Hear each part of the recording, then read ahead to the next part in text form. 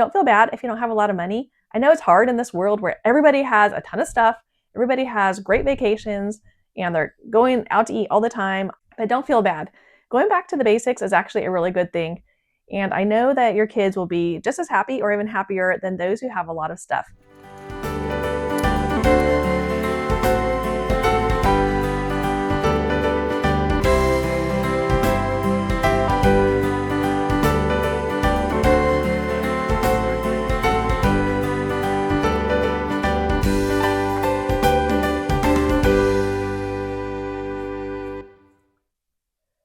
Hello, welcome back to Single Mom on a Farm.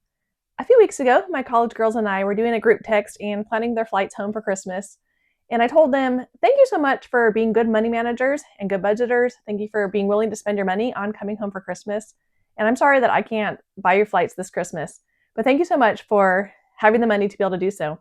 And Kylie wrote, you are a great example to us of a good money manager, and I'm realizing that as I see the things some other kids spend their money on, haha.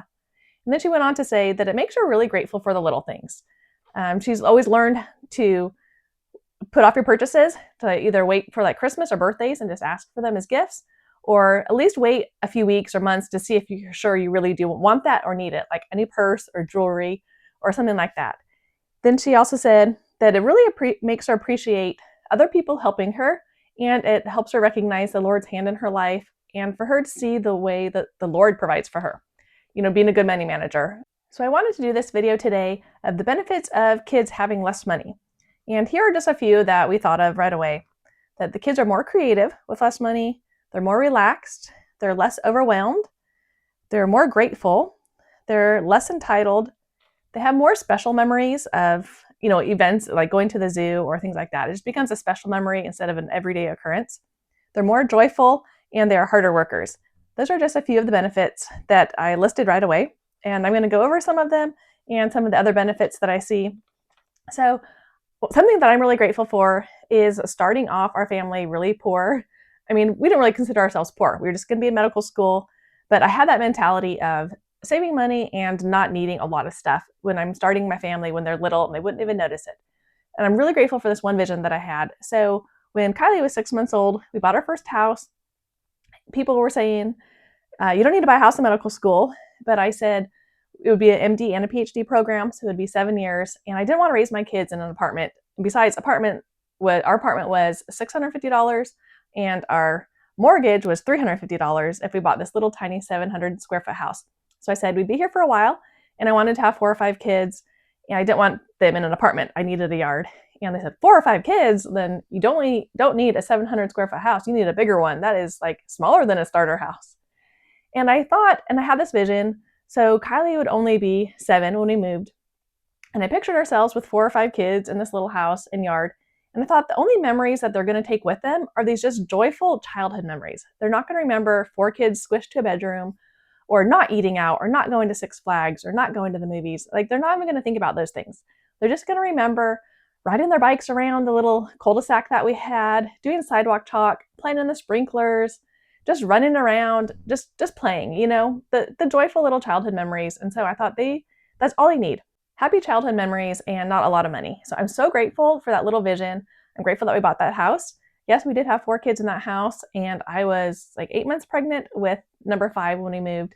And I'm just grateful for it. We just all have fond memories of it, even with it being like cold some winters before we got a heater. We didn't have an oven the whole 7 years that we lived there. Little things like that. But you know what? We look back at how creative we were and how much fun we had. Okay, there's this one story, and I want to find this home video of it, and it's on a DVD, so I got to figure out how to get it to my phone sometime. But we just barely got this big old video camera for the first time, and Kylie and Madeline are sitting in these little chairs that they brought these little kid chairs outside, and we had planted some flowers. I had picked up all of the little cups from the flowers, like little 6-pack things and little tags, and stuffed them in just a Walmart bag. I had picked up all this trash, and they're in a bag, and girls are just sitting there, and Spencer's like toddling around, and I'm pregnant with Alexis, number 4. Anyway, so I'm videoing their conversation as they sit in these 2 chairs, and they're pretending to be my 2 good friends who came over a lot, my Lisa and Christina. And they're just the cutest little voices. They're 4 and 3 at the time. And Kylie says, finally says, "Okay, Christina, time to go." And she grabs the Walmart bag in her arm like this, and she stands up and starts to go. And I said, "Oh, Kylie, that's the trash." I thought she got the wrong bag or whatever. I'm not sure what she's doing. She's like, "It's not trash, it's our stuff." And it's just so adorable that they were playing with this stuff, and they'd take it somewhere and they'd set it all out and they'd put little rocks in the little cups and then they'd put it back in their bag and they'd take it somewhere else and get it all out. And they just had a great day all day long. They're playing with this trash from planting flowers. And it's just another testimony to me that kids don't need a lot of toys and stuff. They just love things that just show up all of a sudden like that, like trash or boxes or things like that. I'm sure you already know some of this, but I have to remind myself of it a lot. Kids don't need toys. They really just like it's just stuff that shows up every once in a while and they can play with it. Okay, so I'm going to go on to a few other things here. Speaking of stuff, let's talk about stuff first. So kids don't need a lot of stuff. Here it is Christmas time, and I'm trying to think of things to get for my kids. We haven't had money in several years, but I still can't think of a lot of things that they need. I can hardly think of anything. So I'm wondering, I can't even think of things that my kids need. What are the affluent parents and just middle class parents getting for their kids? Because I feel like everybody has plenty of stuff. But some of my ideas are, especially if you're just starting out your family, to go very, very basic. So try to get like blocks, Legos, really open-ended toys like that. And instead of maybe a Lego that can just make one thing, try to get a big box of all of the blocks of Legos, if you know what I mean, so that they can make anything they want with it instead of something that can only make one thing. This is especially applicable to art supplies. So just get a big old pack of paper, get some good quality markers and colored pencils, and that will last a really long time. And then try to set up a corner somewhere that they can be really organized and kids can just pull out the things by themselves. Now, this is a lesson for me because our art supplies are all over the place and they're super unorganized right now. And most of these videos that I tell y'all actually are really for me. So don't think that I've got any of this mastered, except potty training. If I do a video on potty training, it's because I do have all 10 kids potty trained. But all these other videos, they're actually more for me probably than for you. This is a great video for me. I'm trying to simplify a lot more. I have to always just keep reminding myself to go back to the basics and what kids really need. So about the art supplies, instead of getting like a puppet kit that comes with every single thing you need and the directions to make each puppet, just use old socks or paper bags and then just get some chenille sticks, glue, glitter, really open-ended things, the markers, which you probably already have in your house anyway, but get them organized and let kids make puppets by themselves instead of following a kit. Sometimes we'll get kits and I'll be like, gingerbread or something like that. And they might do 2 or 3 and then the rest of them, they don't even finish. We've got so much extra packaging lying around, the kits lying around.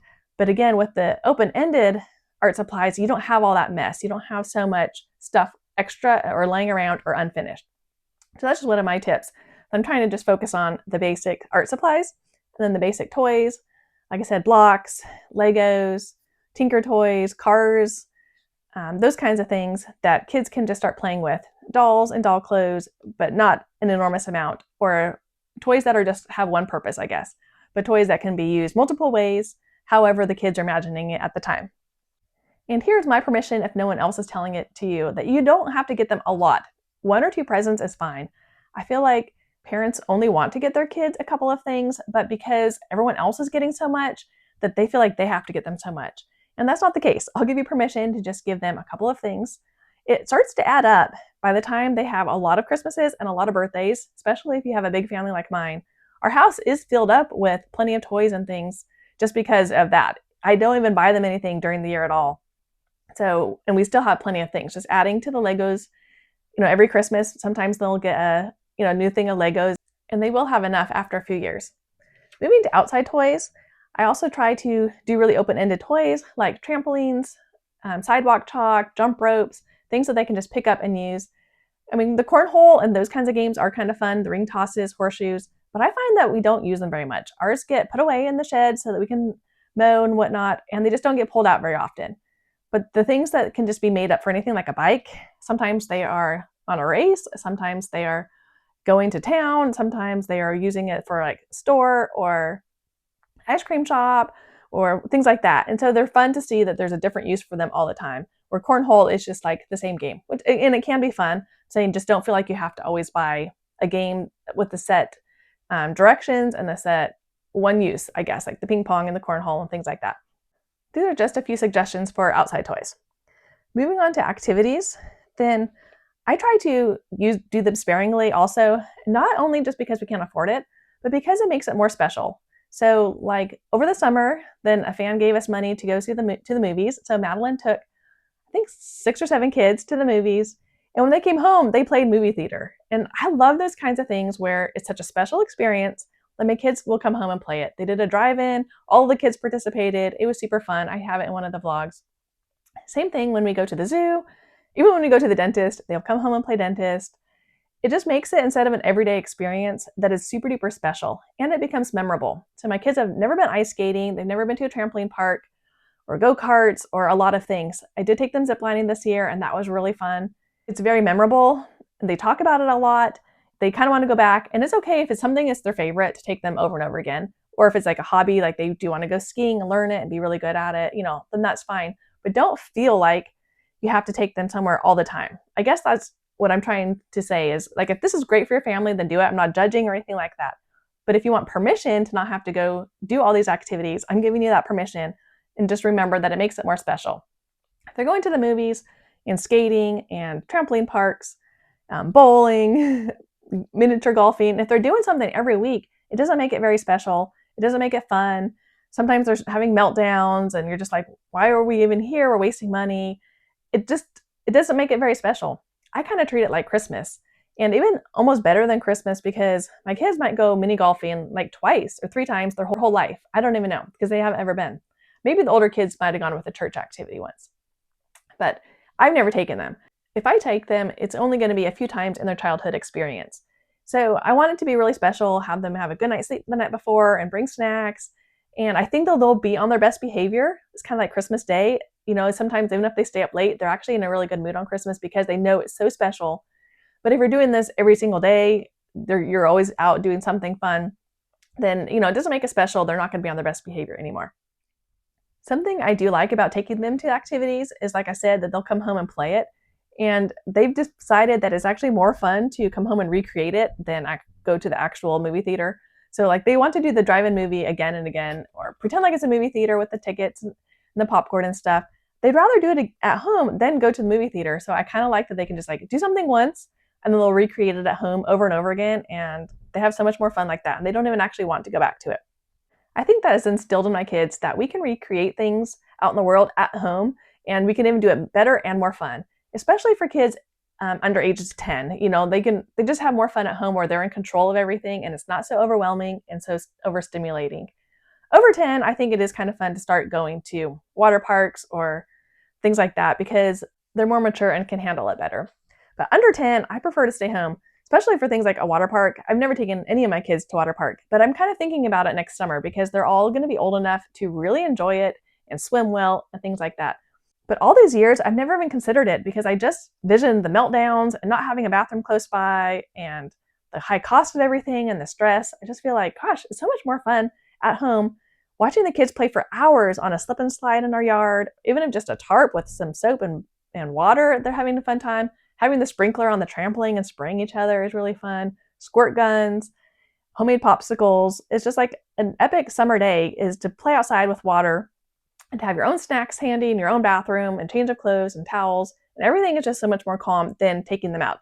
And again, this is mostly for little kids. And I'm not judging anybody who loves to go to water parks. Like, that's totally your thing. I'm just giving you a reason to stay home if that is not your thing, but you're feeling pressured or feeling guilty that you haven't taken your kids to these places. Because I've never taken my kids to an amusement park, to a fair, to water parks. Like I said, we did the zip lining. That was really our thing because it's like in the trees and the woods, and we've done camping and some things like that. So do what's best for your family and not feel pressured by these outside voices or social media to do these things because they're not super duper necessary. Going along with that, recreate as much as you can at home. So it's so much more fun to do a simple Easter egg hunt in your yard than go to a big city one that's overstimulating and kids are crying. I mean, if that is your idea of a good time, go ahead. But again, try to think if you can do it at home and it's simpler and it's not so many crowds and people and noise for little ones.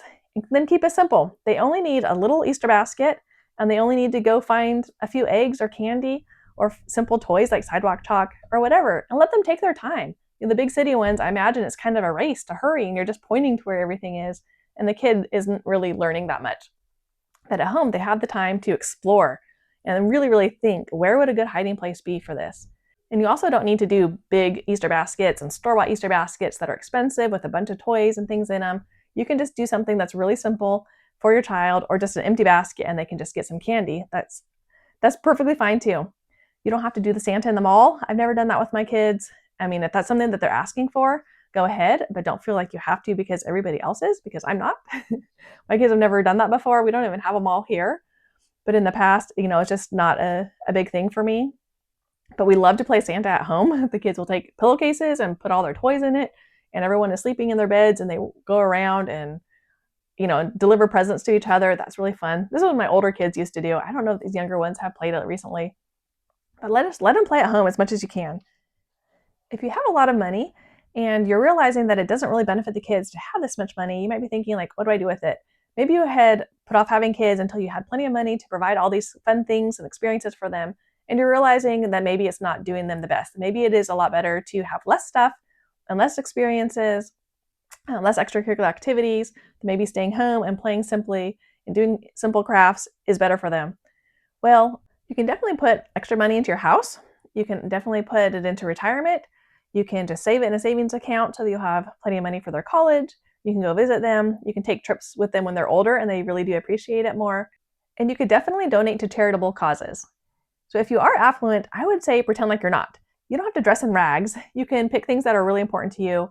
Maybe you do like to eat out once a week or just once a month. Maybe you do like some special vacations.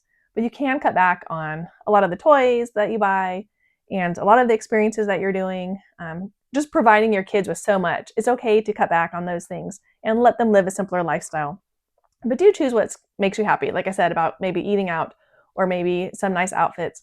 When Madeline was born, then it was freezing cold. We had this like snowstorm come in Dallas. We didn't have a heater.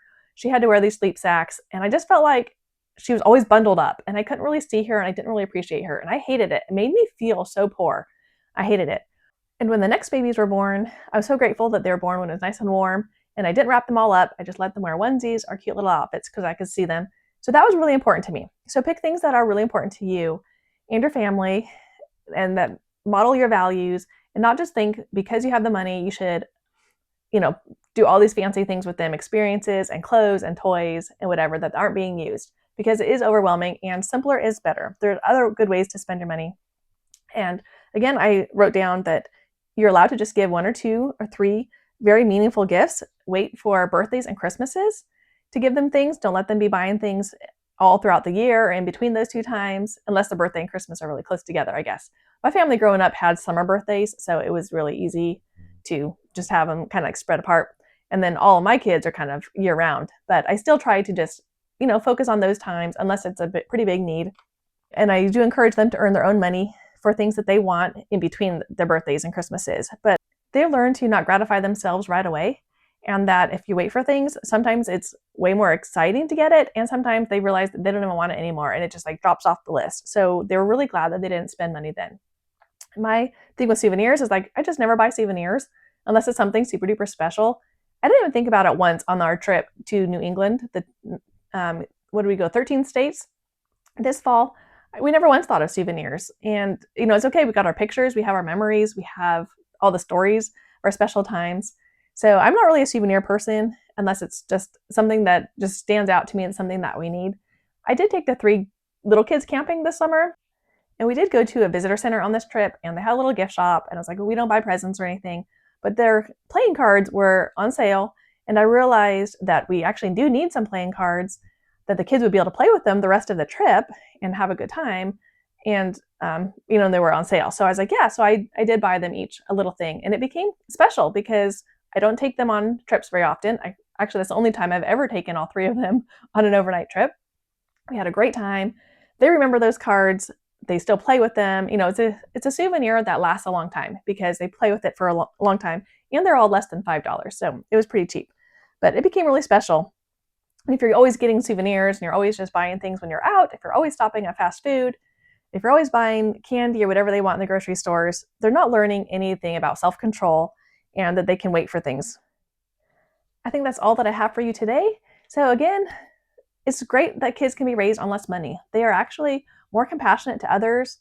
They are less entitled to things. They are more creative. They learn how to make do with what they have. They are more relaxed because they're not in rooms full of stuff. They are less overwhelmed. They really appreciate what they have. If they have a simple room or simple toys, they can go play with it. And instead of just being so overwhelmed with so many choices to pick from and not knowing what to do or say they have nothing to do. I know you're doing a great job. Keep up the good work. Don't feel bad if you don't have a lot of money. I know it's hard in this world where everybody has a ton of stuff, everybody has great vacations, and they're going out to eat all the time. I know I feel kind of left out that we can't do hardly anything that I see other people doing. But don't feel bad. Going back to the basics is actually a really good thing. And I know that your kids will be just as happy or even happier than those who have a lot of stuff. I'm not saying my kids turned out perfect by any means, but I am grateful that we raised them on little money most of their growing up years. I've heard something that like under $50,000 for a family, kids feel the struggle and pain, but once they get over that, it doesn't matter how much more money you have, they're not any happier, and adults aren't any happier. So I kind of think about that. And we might be in that boat right now, like if we just had a little bit more money, our lives would be a lot less stressful. And I know we're going to get there, hopefully pretty soon. But I did really like that really, it doesn't really matter how much money you have, that kids can be really happy. And I'm grateful for all the times that we were lean, especially if it wasn't too stressful, where we were just like right within our budget, because it brought about all these great skills, like I was talking about, that they are hardworking and that they appreciate things more and they feel less entitled and they're really appreciative of other people who serve them and they're more aware of the Lord's hand in their lives. I look back over the past 25 years of raising kids, and my best memories are just them running around the house and playing dress up and playing games and these funny ways to play hide and seek that I'd never come up with before. Just being kids, not keeping track of time, not having to go places, not having so much stuff that they had to be cleaning it all the time. They had plenty of space to play and just open-ended items, blankets, books to make forts, dress up clothes, dolls, cars, trains, just anything they could to play with, and they could make up their own games with them, and then plenty of free time. I'm so grateful that we didn't go a lot of places and that we didn't have a lot of money. So if you're struggling a lot with money, then I'm praying that things will get better for you, because it isn't fun and the kids can feel that stress. But if you're doing okay with money, then it's okay to not spend it all on your kids and to save it for later. Thank you so much for watching. I hope you have a great day and a great holiday season.